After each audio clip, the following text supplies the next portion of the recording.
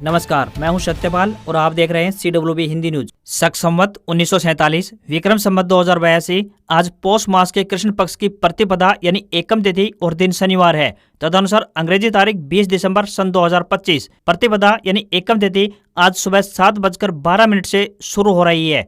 सबसे पहले आज की सुर्खियां। कांग्रेस का अविश्वास प्रस्ताव सर्वसम्मति से खारिज। सीएम सैनी के भाषण से परेशान हुए कांग्रेस विधायक, सदन का टाइम बढ़ा तो वॉकआउट किया। अभय सिंह चौटाला ने अजय को फोन कर दिया निमंत्रण। पूर्व सीएम ओम प्रकाश चौटाला की पुण्यतिथि है आज। रणजीत चौटाला को भी बुलावा भेजा, बोले ये सामाजिक रिश्ता। हरियाणा सीईटी पास उम्मीदवारों के लिए खुशखबरी, जल्द होगी ITI इंस्ट्रक्टर के पदों पर भर्ती। रेल यात्रियों के लिए एक और बड़ी खुशखबरी, अब आपको इतने घंटे पहले ही मिल जाएगी टिकट कंफर्मेशन की जानकारी। MLA अशोक अरोड़ा बोले हरियाणा की राजधानी बननी चाहिए कुरुक्षेत्र। धान घोटाले की CBI जांच और रिंग रोड बनाने की भी रखी मांग। सरकारी नौकरी की बाट जो रहे युवाओं के लिए खुशखबरी, HPSC ने जारी किया एग्जाम शेड्यूल।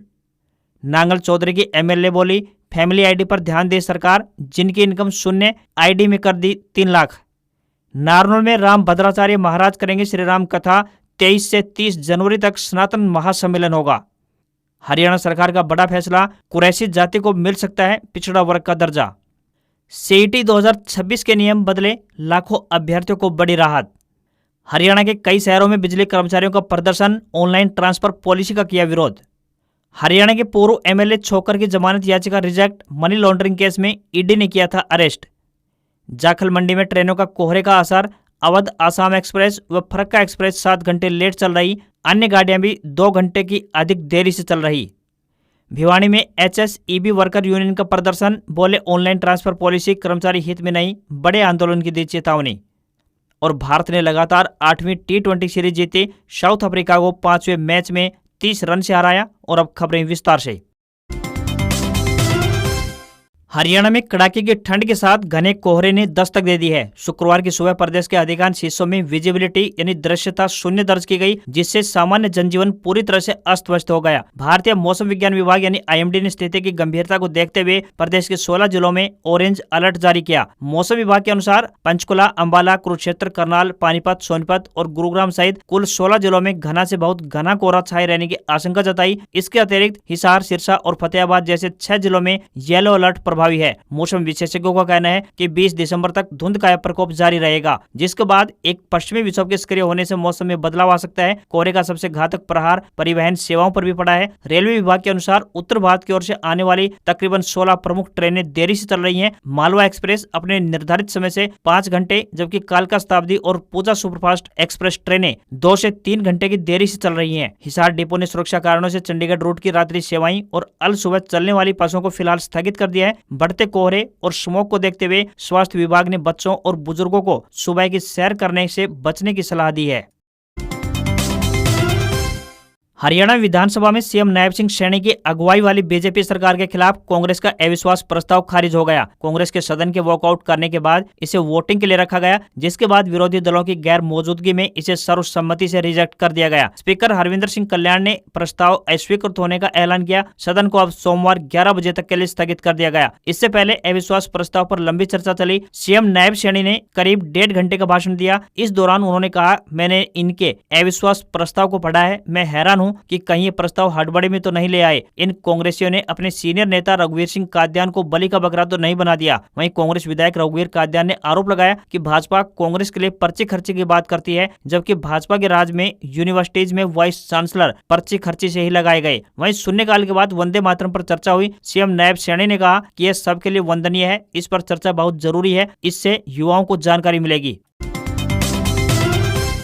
हरियाणा के पूर्व मुख्यमंत्री ओम प्रकाश चौटाला की प्रथम पुण्यतिथि को लेकर इनेलो सुप्रीमो अभय सिंह चौटाला ने जसपा सुप्रीमो यानी अपने बड़े भाई अजय चौटाला को फोन कर निमंत्रण दिया है। अभय चौटाला ने खुद अपने बड़े भाई अजय को फोन किया है और उनको पुण्यतिथि कार्यक्रम में आने के लिए कहा। साथ ही अभय चौटाला ने चाचा रणजीत चौटाला को भी खुद ही फोन कर पुण्यतिथि पर आने का निमंत्रण दिया। अभय के बड़े बेटे कर्ण चौटाला ने जानकारी दी कि 20 दिसंबर यानी आज तेजाखेड़ा में पूर्व सीएम चौधरी ओम प्रकाश चौटाला की बरसी मनाई जाएगी। तेजाखेड़ा फार्म हाउस पर ही ओम प्रकाश चौटाला की समाधि स्थल है, जहां पर शनिवार यानी आज प्रदेश एवं बाहरी राज्यों से राजनेता, मंत्री व कार्यकर्ता एवं समर्थक जुटेंगे। ऐसे में चौटाला परिवार की एकजुट होने की संभावना जताई गई है। पंजाब से अकाली दल नेता सुखबीर बादल और अन्य नेता भी पहुंचेंगे। अभय चौटाला ने पूर्व उपराष्ट्रपति जगदीप धनखड़ को भी फोन कर निमंत्रण दिया है। इस पर उन्होंने कहा कि अगर तबीयत सही रही तो वे अवश्य पहुंचेंगे। इससे पहले चौटाला परिवार ताऊ देवीलाल की पुण्यतिथि मनाता आ रहा है, जिनका स्मारक दिल्ली के संघर्ष स्थल पर बना हुआ है। वहीं जजपा की ओर से चौधरी ओम प्रकाश चौटाला की पुण्यतिथि बरनाला रोड नजदीक स्थित चौटाला हाउस पर बनाई जाएगी। इसके लिए आज यानी 20 दिसंबर को सुबह 11 बजे से 12 बजे तक का समय रखा है।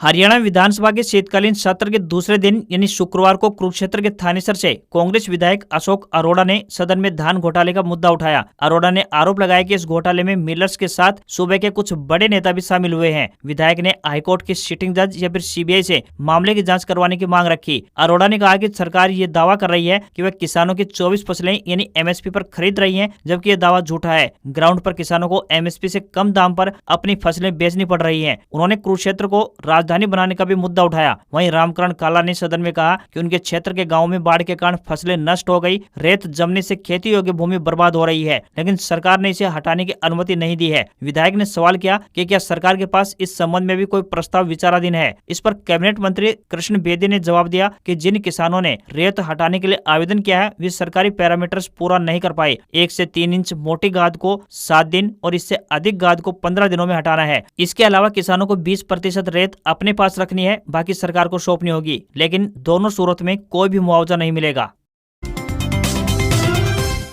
हरियाणा स्कूल शिक्षा बोर्ड में 10वीं और 12वीं कक्षा की उत्तर पुस्तिकाओं की ऑनलाइन स्क्रीनिंग के नाम पर बड़े घोटाले का मामला सामने आया है। बोर्ड के वर्तमान चेयरमैन प्रोफेसर पवन कुमार ने पूर्व चेयरमैन पर गंभीर आरोप लगाते हुए कहा कि उनके कार्यकाल में नियमों को दरकिनार कर लाभ पहुंचाने के उद्देश्य से टेंडर दिया गया। प्रोफेसर पवन कुमार ने आरोप लगाया कि पूर्व चेयरमैन ने करीब 11,80,000 रुपए में स्कॉच अवार्ड खरीदा था, जिसे उस समय के मुख्यमंत्री तक बढ़ा चढ़ाकर प्रचारित किया गया। अब चेयरमैन ने पूरे मामले की जाँच विजिलेंस विभाग को सौंप दी है। शिक्षा बोर्ड चेयरमैन डॉक्टर पवन कुमार ने बताया कि साल 2023-24 में क्लास 10वीं और 12वीं की वार्षिक परीक्षा की 1 लाख उत्तर पुस्तिकाओं की ऑनलाइन स्क्रीनिंग व मार्किंग करवाई गई थी। ये काम एक ऐसी फर्म को दिया गया जिसके पास कोई अनुभव नहीं था। उन्होंने बताया कि 70 रुपए प्रति उत्तर पुस्तिका के हिसाब से भुगतान किया गया है, जबकि बोर्ड द्वारा उत्तर पुस्तिकाओं का मूल्यांकन करवाने के लिए बोर्ड को 17 से 18 रुपए प्रति उत्तर पुस्तिका दिया जाता है। इस लिहाज से काफी महंगा भुगतान किया गया। इसके लिए जाँच कमेटी बनाई गई है जो इस मामले की जाँच करेगी। साथ ही कहा गया कि इस दौरान प्रशंसा पत्र यानी स्कॉच अवार्ड देने पर भी लगभग 11,80,000 रुपए खर्च किए गए, जिसका कोई औचित्य नहीं बनता, क्योंकि प्रशंसा पत्र सीएम या पीएम दें तो वो ही मान्य होता है। चेयरमैन डॉक्टर पवन कुमार ने कहा कि इन दोनों मामलों की जांच विजिलेंस को दी गई। उम्मीद है कि करीब 2 महीने में यह जांच पूरी हो जाएगी।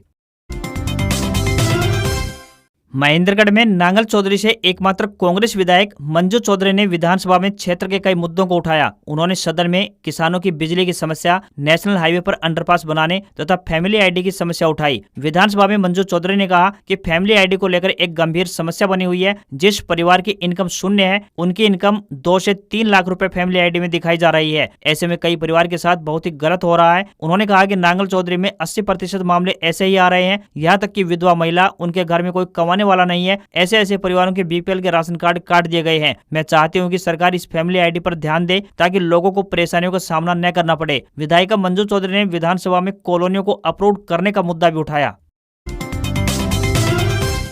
भिवानी में शुक्रवार को ऑनलाइन ट्रांसफर पॉलिसी के विरोध में एचएसईबी वर्कर यूनियन संबंधित हरियाणा कर्मचारी महासंघ केंद्रीय वार्ता समिति के आह्वान पर विरोध प्रदर्शन किया गया। इस दौरान मांगों को लेकर एक्शन को ज्ञापन सौंपा गया। साथ ही चेतावनी दी कि मांगे नहीं मानी तो 23 दिसंबर को सर्कल स्तर पर विरोध प्रदर्शन किया जाएगा। मांगों को लेकर सरकार के खिलाफ नारेबाजी की गई। कर्मचारी नेताओं ने कहा कि इस ऑनलाइन ट्रांसफर पॉलिसी से हादसे बढ़ेंगे और बिजली कर्मचारी अपनी जान गंवाएंगे, वहीं काम भी प्रभावित होगा। सचिव मनोज ने कहा कि निगम मैनेजमेंट व सरकार ने जो भी ऑनलाइन ट्रांसफर पॉलिसी लागू की है वह कर्मचारी हित में नहीं है। इसमें बहुत सी खामियां हैं। निगम मैनेजमेंट इसको तुरंत प्रभाव से रद्द करे, क्योंकि पूरे प्रदेश में बिजली कर्मचारियों की भारी कमी है, जिससे दुर्घटनाएं बढ़ जाएंगी, जिससे आम जनता को भी परेशानी का सामना करना पड़ेगा। इससे पहले भी जो ट्रांसफर पॉलिसी लागू की गई थी उसमें अधिकारियों द्वारा अपने चहेतों की सीटें ब्लॉक करने का कार्य किया गया था। उन्होंने कहा कि सरकार के ऑनलाइन ट्रांसफर पॉलिसी के फैसले के खिलाफ कर्मचारियों में रोष है, इसलिए वे 23 दिसंबर को सर्कल स्तर पर इकट्ठे होंगे और विरोध प्रदर्शन करेंगे। करेंगे। उन्होंने कहा कि वे अपनी मांगों को लेकर काफी लंबे समय से विरोध प्रदर्शन कर रहे हैं, लेकिन अभी तक मांगों को पूरा नहीं किया गया, जिसके कारण ये विरोध प्रदर्शन करने को मजबूर है।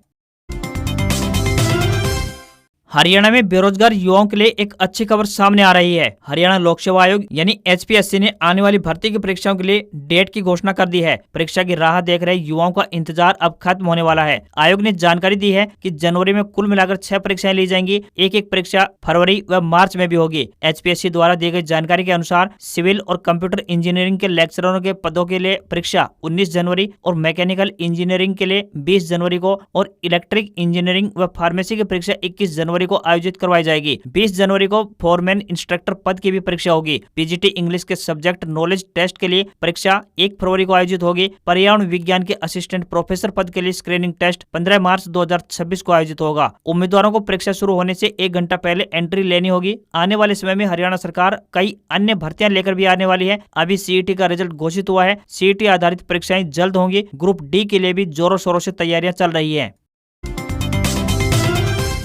केंद्र में शिक्षक बनने के लिए CTET परीक्षा पास करनी होती है। इस परीक्षा के लिए केंद्रीय विद्यालय शिक्षा बोर्ड यानी CBSE की तरफ से आवेदन करने की अंतिम तिथि 18 दिसंबर 2025 निर्धारित की गई थी। परीक्षा के लिए आवेदन 27 नवंबर 2025 से प्रारंभ हुए थे। सभी उम्मीदवार 18 दिसंबर तक आवेदन कर सकते थे। परीक्षा की तारीखों का ऐलान पहले ही किया जा चुका है। CTET 2026 परीक्षा 8 फरवरी 2026 को आयोजित की जाएगी। CTET 2026 के पात्रता नियमों में भी थोड़ा बदलाव किया गया है। नए नियमों के मुताबिक जिन अभ्यर्थियों ने B.Ed या BSTC यानी DLED में दाखिला ले लिया है, वे केंद्रीय शिक्षक पात्रता परीक्षा यानी CTET में शामिल होने के लिए पात्र माने जाएंगे। अब कोर्स पूरा होना जरूरी नहीं होगा, केवल कोर्स में एडमिशन होना ही योग्यता के लिए पर्याप्त माना जाएगा। इन नए नियमों से काफी उम्मीदवारों को मदद मिलेगी। इससे लाखों अभ्यर्थियों को बड़ी राहत मिली है। CTET में बैठने का अवसर ज्यादा से ज्यादा उम्मीदवारों को मिल पाएगा। इस बार अभ्यर्थियों को परीक्षा के लिए शहर चुनने का ऑप्शन भी नहीं दिया जाएगा। CBSE द्वारा खुद ही रैंडम स्तर पर आवंटन किया जाएगा।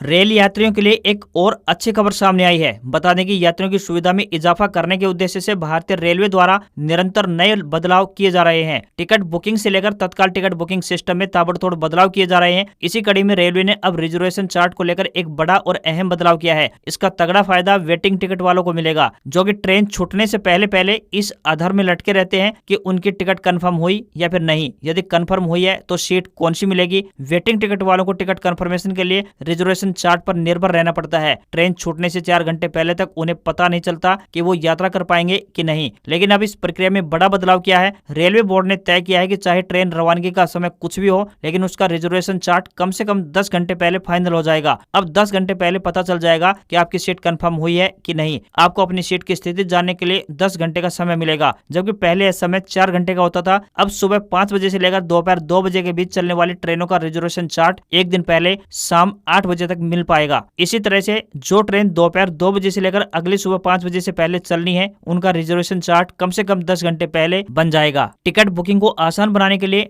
रेलवे ने OTP को अनिवार्य कर दिया है। बिना OTP के तत्काल टिकटों की बुकिंग नहीं हो सकेगी। बिना KYC वाले अकाउंट्स बंद कर दिए गए हैं।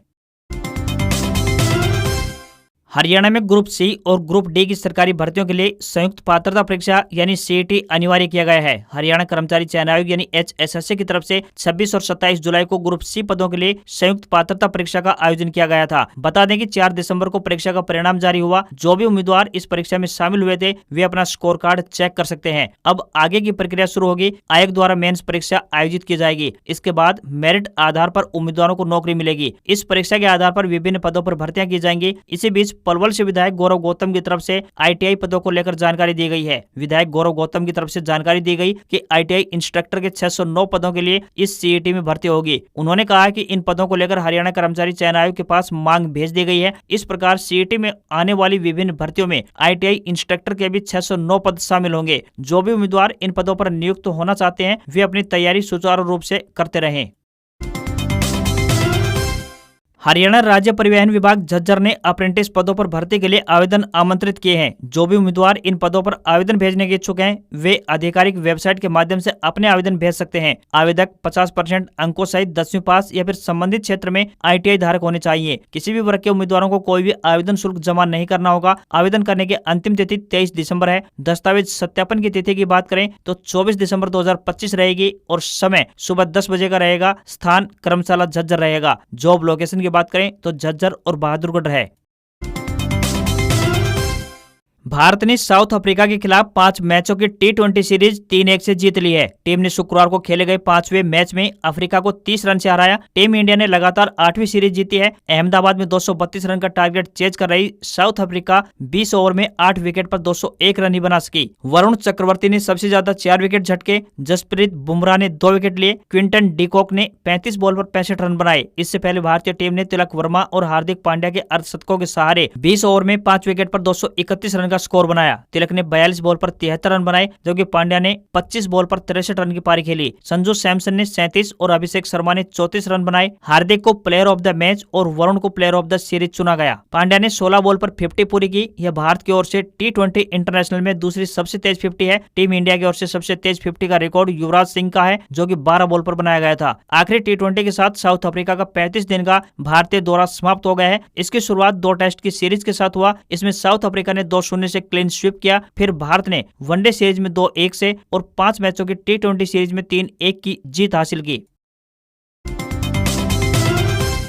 सोने चांदी के दाम रिकॉर्ड स्तर पर पहुंचने के साथ ही प्लेटिनियम भी निवेशकों को जबरदस्त रिटर्न दे रहा है। ग्लोबल मार्केट में गुरुवार को प्लेटिनियम के दाम 18 साल के ऊंचे स्तर पर यानी $1975 प्रति औंस यानी लगभग 1,78,227 रुपए प्रति 28.35 ग्राम पर पहुंच गए। निवेशक कमजोर होती करेंसी से संभावित नुकसान से बचाव यानी हेजिंग के लिए प्लेटिनियम में निवेश कर रहे हैं। सोना चांदी जरूरत से ज्यादा महंगे होने से ये थोड़े सस्ते विकल्प नजर आ रहे हैं। साल 2025 में अब तक इसकी कीमत 121% बढ़ चुकी है। यह बढ़त सोने में 74% उछाल से ज्यादा, जबकि चांदी में 132% बढ़ोतरी के लगभग करीब है। भारत में प्लेटिनम की औसत कीमत 61,513 रुपए प्रति 10 ग्राम के स्तर पर है। 2024 के आखिर में यह 27,560 रुपए और 2020 के आखिर में 24,910 रुपए थी। प्लेटिनम का उपयोग ऑटोमोबाइल सेक्टर में होता है। केमिकल, रिफाइनिंग और इलेक्ट्रॉनिक्स सेक्टर में भी इसकी जरूरत तेजी से बढ़ रही है। औद्योगिक मांग बढ़ने से इसकी कीमतों को लगातार सपोर्ट मिल रहा है। वहीं दुनिया भर में प्लेटिनम की 70 से 75% सप्लाई दक्षिण अफ्रीका से होती है, जहां कई खानों में उत्पादन घटा है।